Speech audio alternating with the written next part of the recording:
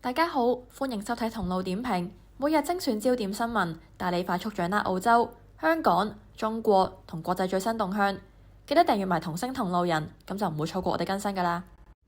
緬甸軍政府近日首次公開昂山素姬同國際紅十字委員會駐緬甸代表德巴克會面嘅最新相片，呢個亦係佢被軍方推翻同拘留後，首次有外國官員獲准公開探訪。今年4月，昂山素姬由監獄轉為軟禁，但一直冇公開佢嘅健康狀況同具體位置。分析認為，今次公開露面確實回應咗外界多年嚟對昂山素姬安危嘅疑慮，但由於安排正值軍政府積極尋求外交接觸之際，外界亦關注今次會面除咗人道考量外，係咪同時帶有改善國際形象嘅政治目的？但係一次探訪同一張相並不足以反映緬甸局勢已經改變，內戰仍然持續，大量政治犯仍然被拘押。如果軍政府未能推動停火以及改善人權狀況，國際社會對佢嘅態度未必會因為今次會面有所改變。AI 快速普及正為中國高校畢業生帶嚟新嘅就業壓力。據 BBC 報導，2026年中國高校畢業生人數預計達1270萬人，但就業市場並未同步擴張。同時 AI 開始改變企業招聘模式，唔少企業要求求職者具備 AI 工具使用能力。部分企業亦表示，新一代 AI 工具已經可以完成一啲過去由實習生負責嘅工作，所以減少招聘畢業生。不過，藥物研究等需要大量實驗同專業判斷嘅工作，目前仍較難被 AI 取代。AI 嘅發展雖然減少咗部分初級職位，但亦改變咗對人才嘅要求。未來市場需要嘅唔止係執行指令嘅人，而係識得運用 AI、具備分析能力同創意思維嘅人才。所以政府亦需要重新思考人才培育方式，協助年輕人掌握新技能，適應 AI 時代嘅職場變化。澳洲一國黨領袖韓森日前喺墨爾本 Hawthorn East 出席黨內籌款活動期間，場外有數百名示威者抗議。當晚活動喺超1號車舉行，一國黨維州新任黨魁皮克林亦有出席。場外示威者高舉反種族主義同反法西斯標語，批評韓森同一國黨嘅政治立場。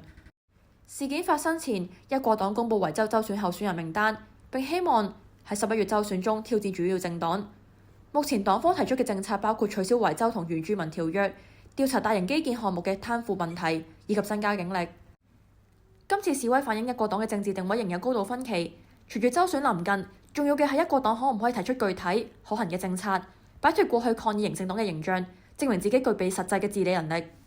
Kmart 近日推出售價89澳元嘅 Anko 智能眼鏡，短時間內已經喺全澳門市同網店售罄，引發私隱憂慮。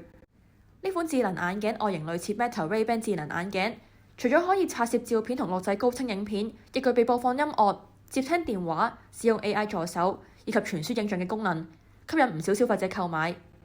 不過，有數碼權益組織指出，配備攝錄功能嘅智能眼鏡可能令市民喺唔知情嘅情況下被拍攝，而澳洲現行嘅私隱法例未必可以完全應對科技快速發展。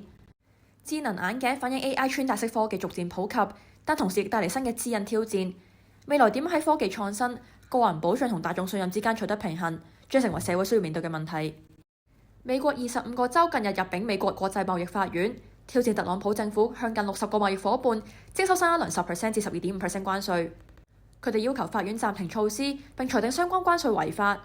特朗普政府表示，有關措施係根據1974年貿易法第301條實施，原因係部分貿易夥伴未有效阻止取逼勞動產品進口。